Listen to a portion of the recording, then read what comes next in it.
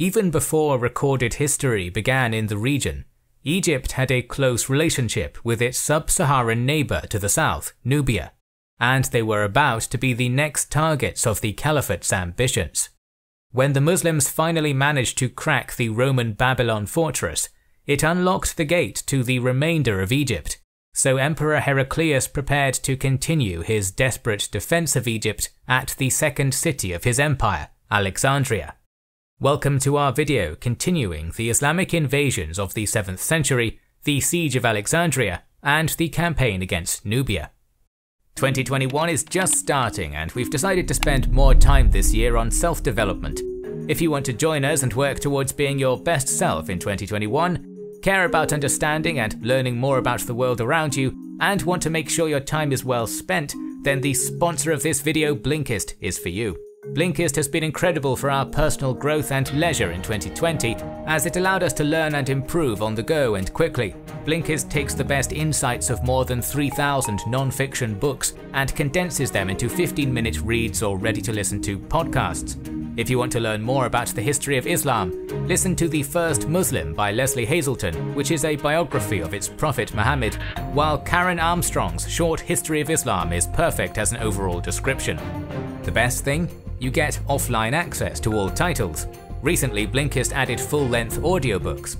Premium subscribers get up to 65% off the regular retail price.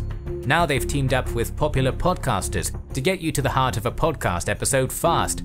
Learn with us in 2021 by clicking the link in the description. The first 100 people to go to blinkist.com/kingsandgenerals are going to get unlimited access for 1 week to try it out. You'll also get 25% off if you want the full membership. After the fall of Babylon to Rashidun forces in December 640, Amr ibn Alas kept his army stationed in the area for a while, dispatching word to Caliph Umar of his triumph and requesting permission to continue the conquest towards Alexandria. This pause also gave his army a much-needed rest. In Constantinople, the elderly and sickly Emperor Heraclius reacted to the latest Muslim victory by ferrying several thousand more imperial reinforcements to Egypt over the Mediterranean. They had clear orders: protect Alexandria at all costs. Upon making landfall at the provincial capital, these reinforcements and the existing Alexandrian garrison, possibly under Theodorus's command, began working to strengthen the city fortifications and fanning out to defensible positions en route to the city. Reports of these preparations made it south to Amr. At about the same time, a messenger arrived from Arabia with the Caliph's order to advance and seize Alexandria. So, leaving a small garrison to hold down Babylon and keep the Memphis region in check, Amr gave orders for his men to break camp. The 12,000-strong Muslim army headed northwards in February 641. Marching along the Nile Delta's western fringe, immediately adjacent to a familiar desert climate, the Muslims overcame light Roman resistance at Tanut and Qaum Sharik before turning northwest away from the river. After subsequently capturing Sultaeus, Amr then won a bloody victory at Kion, just 12 miles away from Alexandria, and chased the defeated Roman forces to the city's eastern approach. The march to the sea had taken just 22 days. Alexandria had been built by Alexander the Great and his Ptolemaic successors on a relatively narrow strip of land, bounded to the north by the Mediterranean Sea and in the south by Lake Mayotte. Since the main transportation routes ended east of the city, the only truly vulnerable approach was the northeastern one.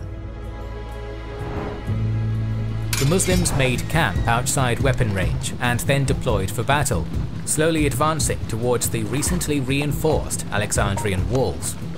Unfortunately for Amr, such a careless preliminary move allowed the expert Roman artillerists to disrupt and scatter his units with volley after volley of massive catapult stones. This bombardment sent Amr and his warriors back to camp, dodging missiles all the way. Such attacks continued with intermissions, and in these intermissions, the Roman defenders would instead launch sorties out of the city and attack the Muslim army, aiming to throw it back and end the siege. despite the ferocity and competence of the men carrying them out. These attempts failed consistently and ended up being pushed back into the city. At some point during the first months of indecisive action, the defenders sorted out against a section of the front manned by the Arabian Mara tribe, and a fierce clash began. It seems to have concluded as an indecisive draw, but the Mara lost a man whose head was subsequently cut off and taken away by the Romans, much to the Arabs' fury. The next morning, the same thing happened.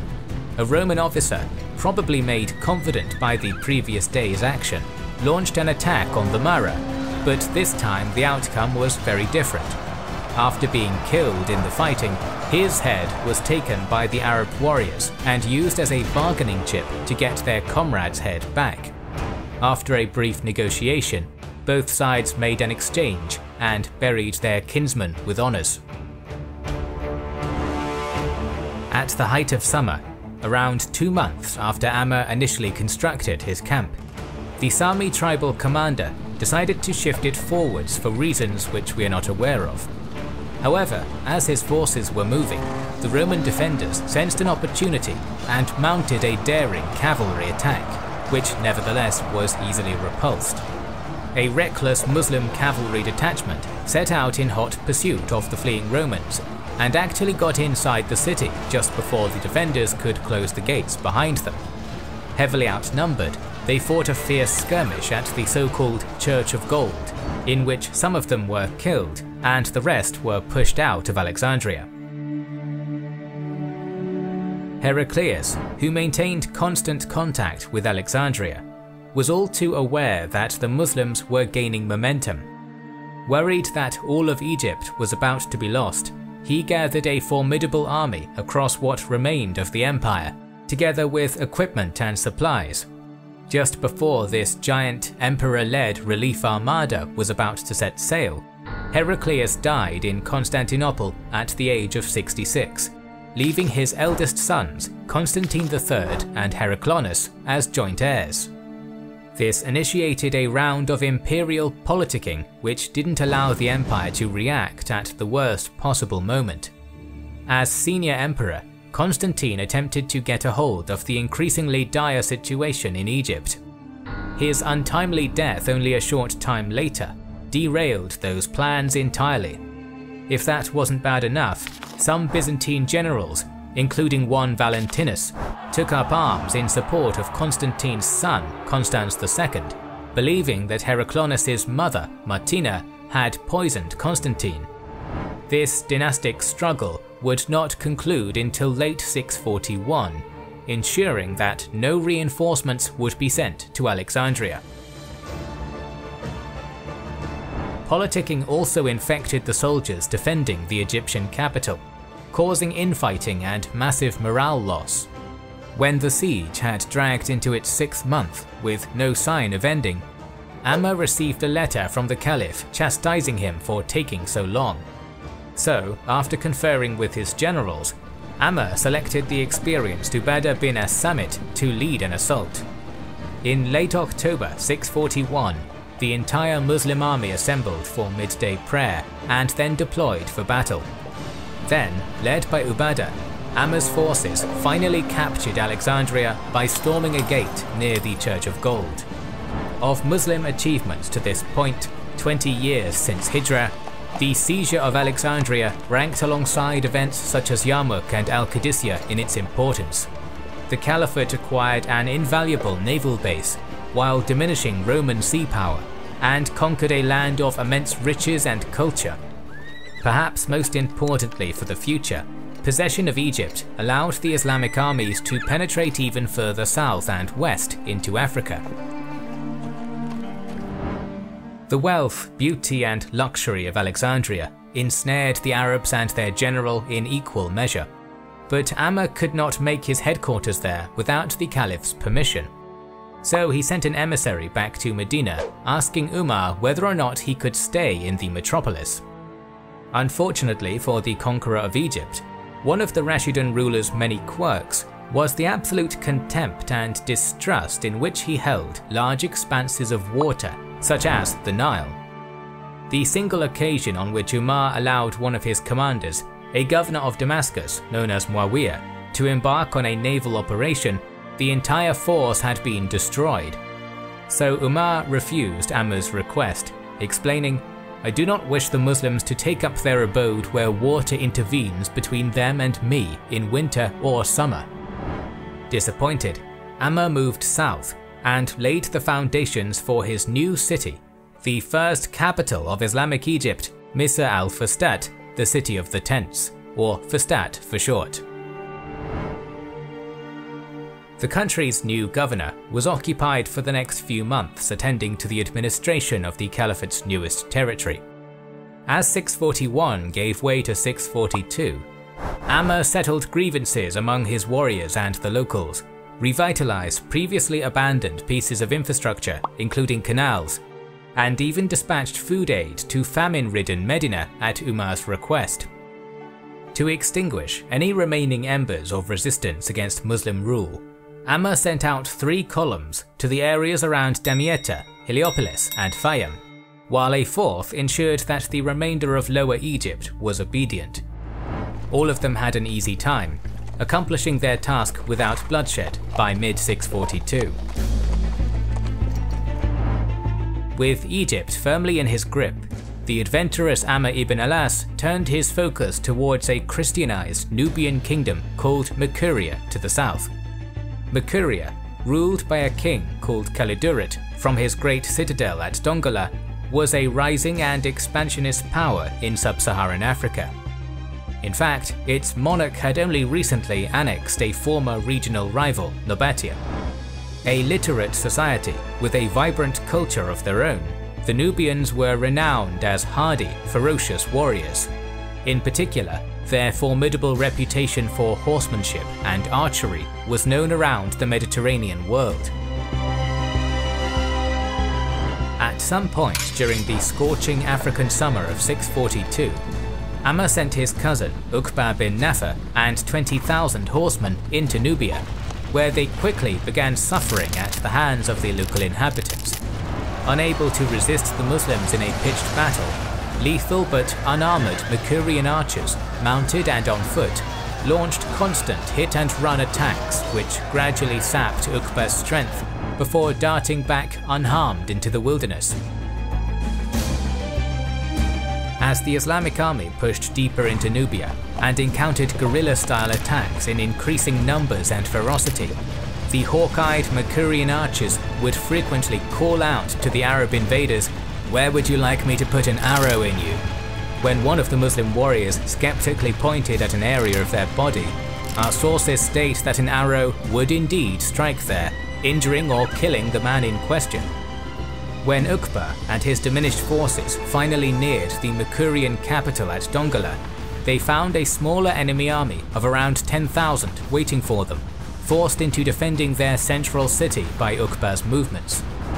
Eager to destroy the Nubians' fighting potential now that he had them all in one place, Amr's cousin began arraying his troops for battle.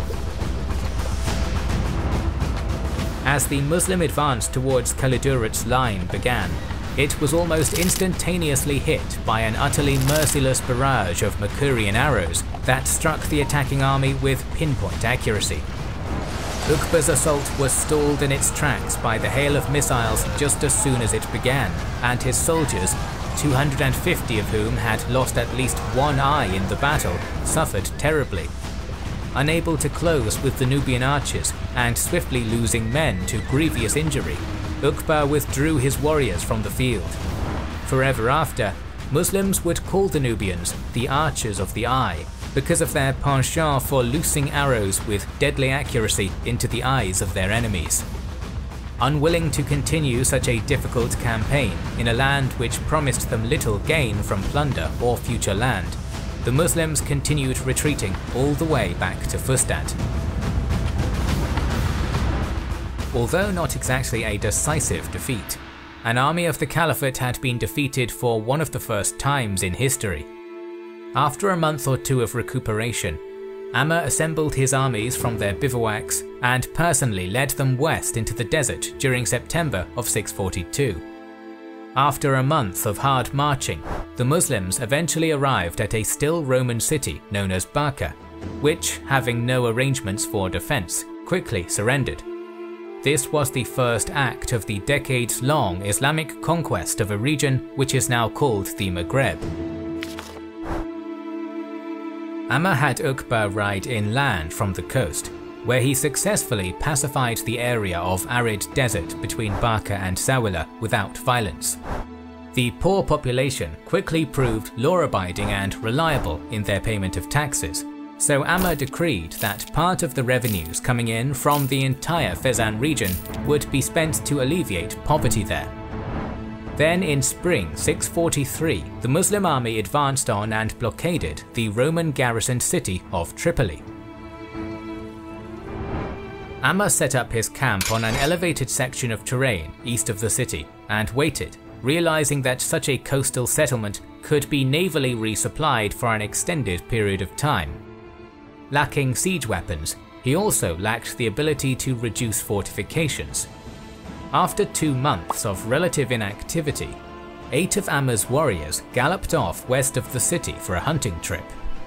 When these hunters began making their way back around noon, the sheer heat of the day led them to ride back along the coast. All of a sudden, they came upon Tripoli's western boundary, where the city wall met the sea, and discovered that the section was only thinly protected. In a display of bravery or foolishness, these 8 intrepid opportunists used Tripoli's vulnerable flank to infiltrate their way inside the city. Before the defenders even realized what was happening, the Muslim group reached the city center and began slaying enemies. Such unexpected violence triggered a bout of extreme panic within the city, both among the civilians and Tripoli's defending forces. In fact, a large number of the armed soldiers within the city believed that a large enemy contingent had somehow gotten inside and, because of this, took refuge aboard a number of anchored ships in the harbour. Amr caught wind of the pandemonium taking place inside the city, and so quickly set about exploiting the weakness. Arraying his warriors with haste, the Arab commander ordered a full-scale assault to scale Tripoli's enfeebled walls. In yet another action of which we have left no detail, the Muslims managed to get inside and joined their 8-strong vanguard. Unwilling to fight any further, the Roman defenders took whatever they could carry and departed aboard their ships, leaving Tripoli to Amr's army. While most of the army stayed in the city for a while, the conqueror of Egypt sent a swift detachment of cavalry about 40 miles to the west, where the population of a town known as Sabrata were still carefree. They had heard rumours of fighting for neighbouring cities, but it would be a while before the war reached them, if ever. The next morning, Sabrata's Roman guards opened the gates of their city, and its population began leading animals out to graze for the day. Unfortunately for them, it was at this moment that the Islamic cavalry unit struck completely by surprise, getting through the gates, killing the majority of the defending troops, and sacking the town. With that done, they returned to Tripoli. Having succeeded, Amr longed for more and eagerly penned another letter to Caliph Umar containing both the good news of victory and a request to continue his conquest. This was rejected, as the Caliph was worried about overextending his forces. And this time, there was no loophole or clever ploy that Amr could use to bypass Umar's decree and continue his relentless campaigning. Therefore, after allowing his army to recuperate in Tripoli for a time, Amr travelled back to Fustat and remained there, quietly administering his Egyptian domain and dealing with whispers of future rebellion. Although Umar had spared the rest of Byzantine Africa for the time being, that wouldn't last long. However, as the combat in North Africa was winding down, the situation on the Persian front was becoming heated again. In the next episode, we will return to the Muslim-Sassanid War, so make sure you are subscribed and have pressed the bell button. Please consider liking, commenting, and sharing, it helps immensely. Our videos would be impossible without our kind patrons and YouTube channel members, whose ranks you can join via the links in the description to know our schedule, get early access to our videos, access our Discord, and much more. This is the Kings and Generals channel, and we will catch you on the next one.